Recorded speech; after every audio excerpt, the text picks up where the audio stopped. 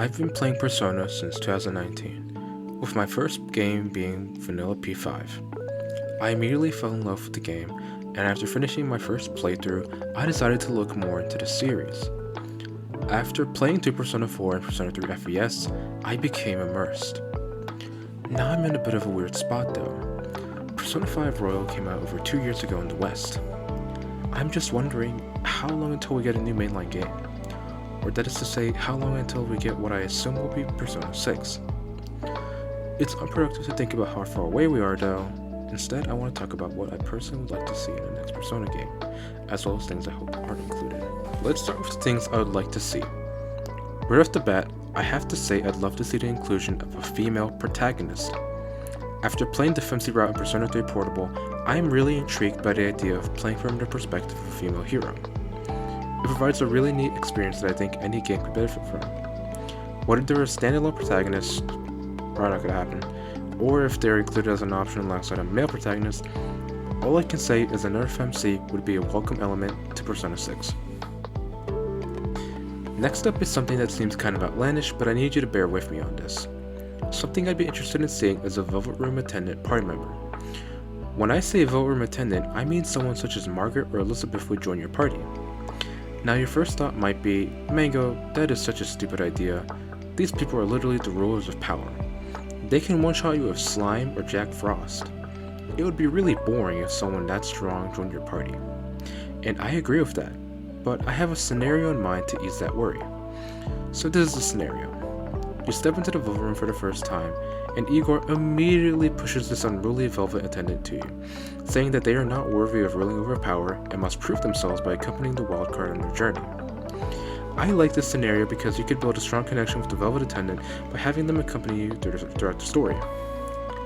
I know this is kind of a long shot, which is why I wouldn't be too upset if this idea isn't incorporated, but I think it'd be cool nonetheless.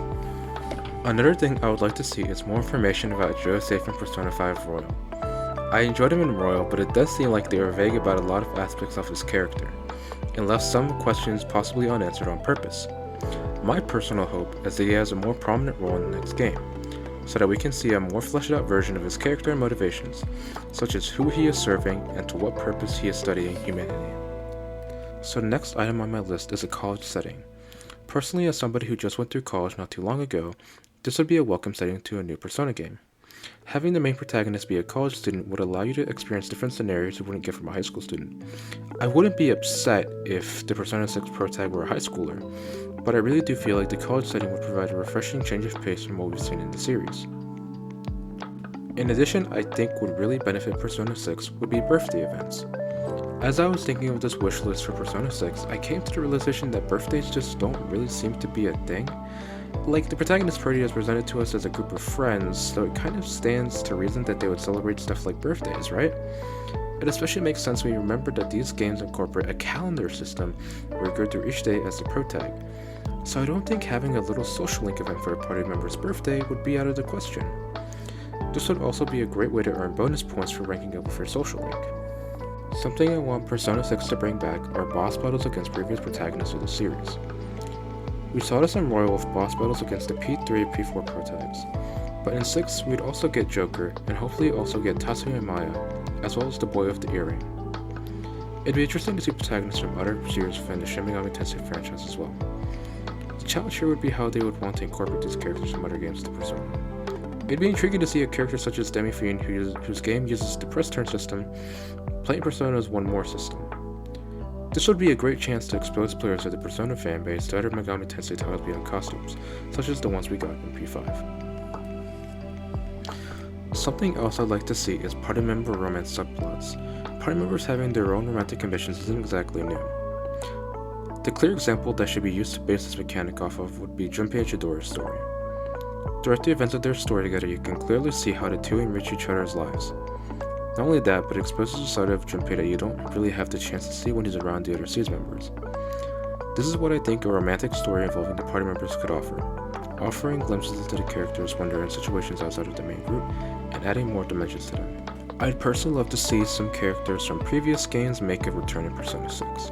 I'm not just talking about someone like Tanaka, although he absolutely should be in Persona 6 selling NFTs. I mean someone who carries a bit more weight in the story. I haven't really put a significant amount of hours in Persona 1 or the 2 duology. However, seeing characters from Persona 1 reappearing in Persona 2 makes me wish that Atlus would incorporate this practice back into future titles. That being said, I don't want, let's say, Joker from Persona 5 to come into Persona 6 and completely steal the spotlight from the main cast. I want future games to develop their own personality and unique charms, which leads me into the next portion of the video. Something that I think Atlus should try avoiding when it comes to development of Persona 6 is making it too similar to Persona 5. While there are certainly elements of Persona 5 that I want Persona 6 to inherit, there are aspects that I don't want to be carried over. This includes things like the Phantom Thief costumes, using Master Summon your persona, and the UI. The presentation of this game is wonderful, and played a large part in getting me interested in the series. But I don't want the series to stagnate by sticking with the Phantom Thief presentation, and should instead experiment more with other ideas.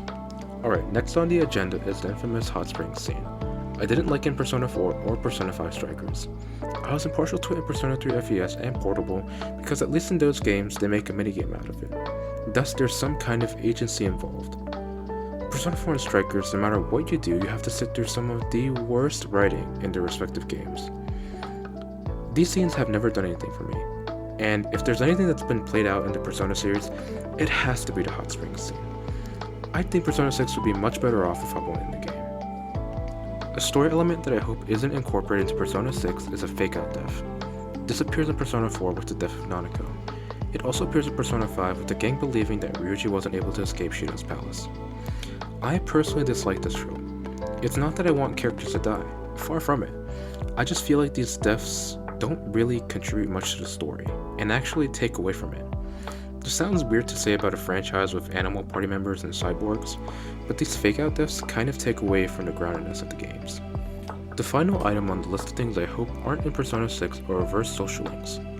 As I stated earlier in this video, Persona 5 was my first game in the series, so I just played without any real worry of my social links being reversed, which is of course a mechanic in Persona 3 and 4.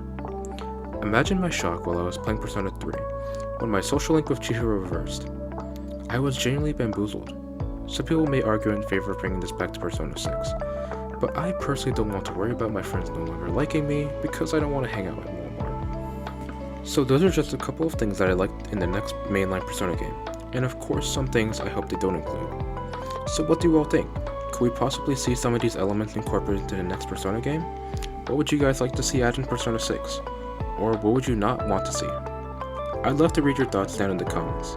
Thank you for watching and stay tuned for more videos in the future.